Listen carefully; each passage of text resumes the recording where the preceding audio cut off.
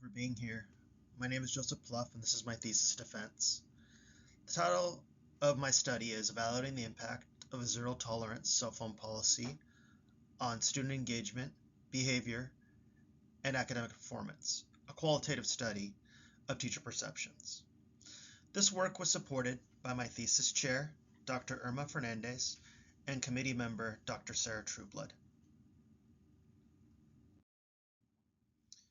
My topic: middle school teachers across the country are grappling with student phone use, and at Middle School X, a public Title I school in San Diego, teachers were experiencing constant disruptions tied to phones. In response, the school implemented a zero-tolerance phone policy in the fall of 2024. My study explores how teachers perceive changes in student engagement, behavior, and academic performance during the first year of this policy. Purpose. The purpose of this study was to analyze teacher perceptions of the phone policy's impact on the learning environment. The guiding question was, how do teachers perceive the impact of the zero-tolerance phone policy on student engagement, behavior, and academic performance? This qualitative case study does not claim causation.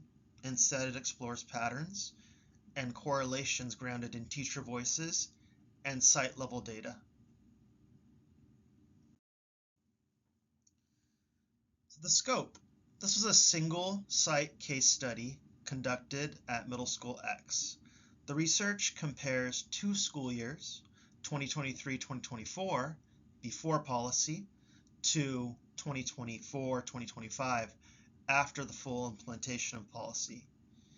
Teachers who taught during both years were selected because they could speak to any shifts they observed. This focused scope allowed for deeper reflection on outcomes over time. The methodology. I used a qualitative case study design with multiple data sources. These included 11 open-ended teacher surveys, 7 semi-structured interviews with teachers as well, along with archival school data in discipline referrals, attendance, grades, and CAASPP scores. Using thematic analysis, I identified patterns in teacher narratives and triangulated them with school-wide data trends. All participants were selected based on their experience before and after the policy.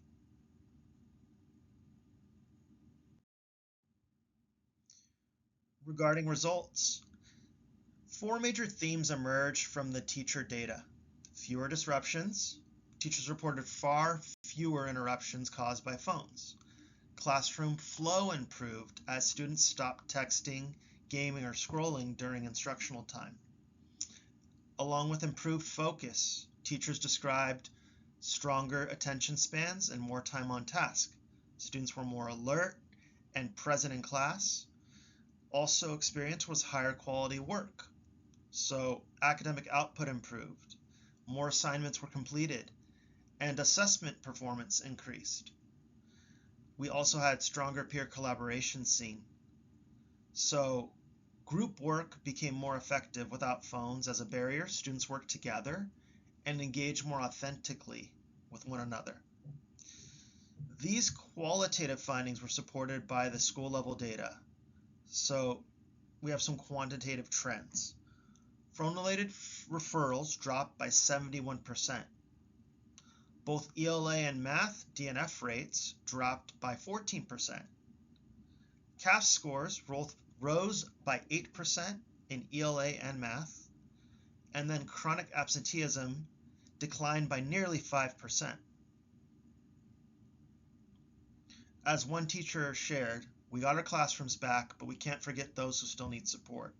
So we had a lot of positive results that are correlated to this phone policy, but we can't forget some of those students who struggled with the phone policy due to emotional support needs or to disabilities that they have as underlying conditions.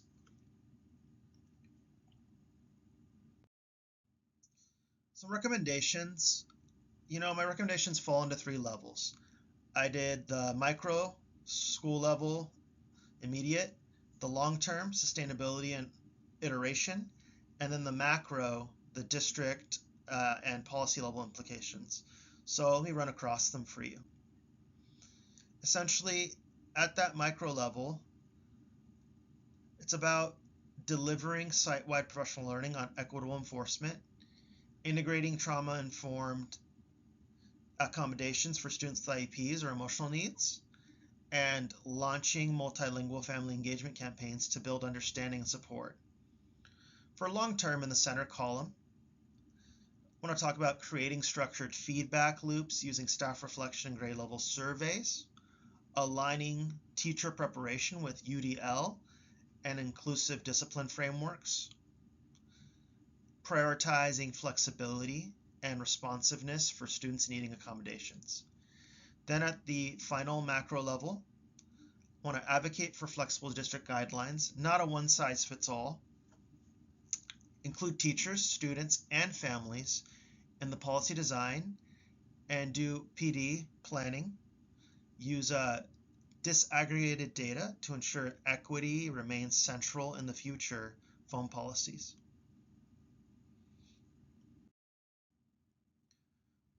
Conclusion here, some main takeaways.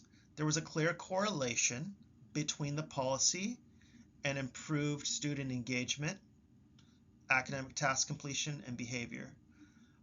Positive effects did depend on consistent staff enforcement and a trauma-informed lens. Regarding contributions to the field, this study offers practical insight into the realities of classroom-level policy implementation.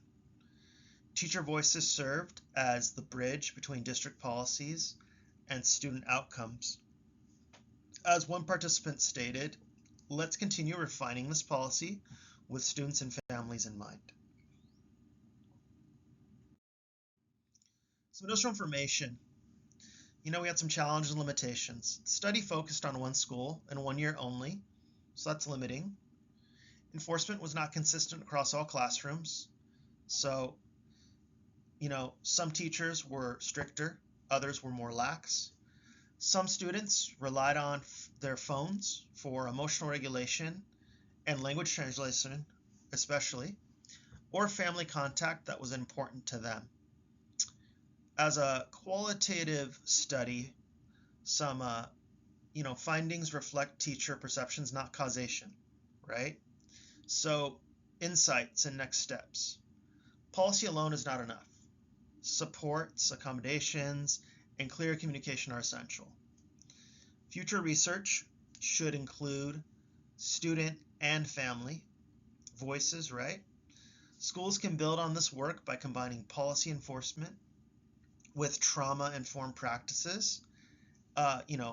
Again, that one participant reminded us, and I just want to repeat, she said, we got our classrooms back, but we can't forget those who need our support. It was a really important quote to me and resonated with me throughout my work in the thesis. I want to, give some acknowledgments here. I want to thank all my COSM professors. I want to thank my daughter, Autumn Ray, for her patience with my time away from her, as well as my wife, Mina, my paraeducators, my mentors and principal, my thesis chair, Dr. Irma Fernandez, and Dr. Sarah Trueblood, and the middle school ex-staff for all their support and kindness along my journey. You can contact me at Pluff, Pluff, my last name, 001 at csusm.edu. And before we leave, I want to give a personal note. This work is dedicated to my daughter, Autumn Ray, and supported by my amazing wife, Mina. I'm grateful again to all my paraeducators, mentors, and the administrators who believed in this work, and to my thesis chair and committee for their guidance. Lastly, I have to thank my fellow cohort members. We were always there for each other through every challenge. Thank you for your time. Appreciate you all. And thank you for listening to my defense on my master's thesis. Cheers.